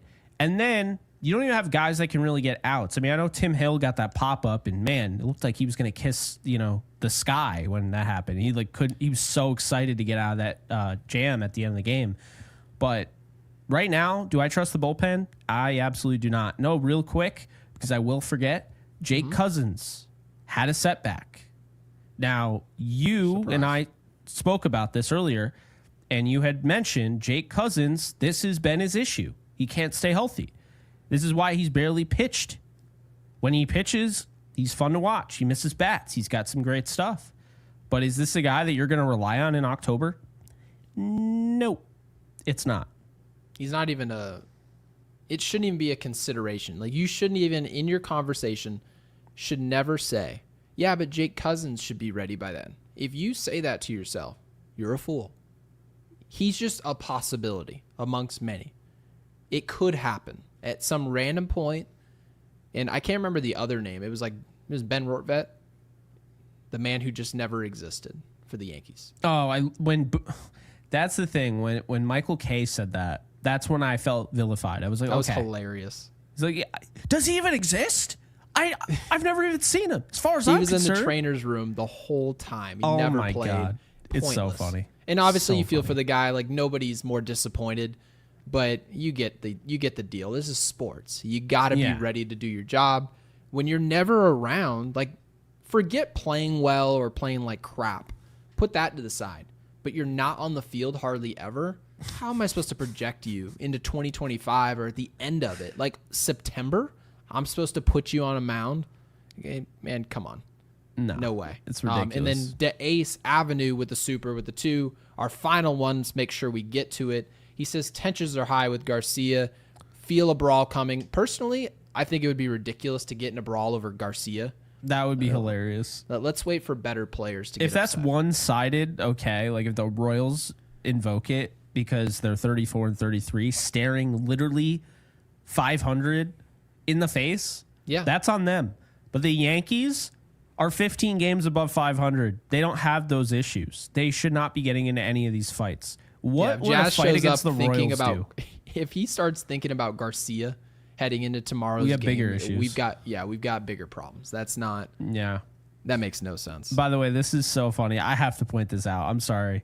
William Wallace is in every comment section. And, you know, he hates on a lot of different things, but we appreciate, obviously, William does, you know, watch our stuff every single show. William, I've got good news for you. What's that? The sun will come up in about 8 hours. It's just so funny when news. William Wallace is a plant. That comment, I had to put that comment up. I'm sure he probably appreciated that too. It's just hilarious. We love the comment section, of course. And we want to thank you guys. Over 1 million channel views. That doesn't happen without you guys viewing the channel. So really appreciate it. Our next milestone will be 7,000 subscribers, which we're getting closer and closer to because of you guys. And we'll be back tomorrow. Clark Schmidt versus Chris Bubich. We'll see how things go down. Same time, in all likelihood. And we'll see you guys tomorrow. Oh, wait, hold on. Before we go. Yeah, my mom had a nickname. Willie Downer. This would be some great merch. Willie Downer. Yankees Unloaded. Oh, my Beautiful. God. Oh, but before you guys section. go, please make sure you drop, not in the live, but in the video afterwards, drop in the comment, crick. However you want to spell that. Shout out, Jake. Crick.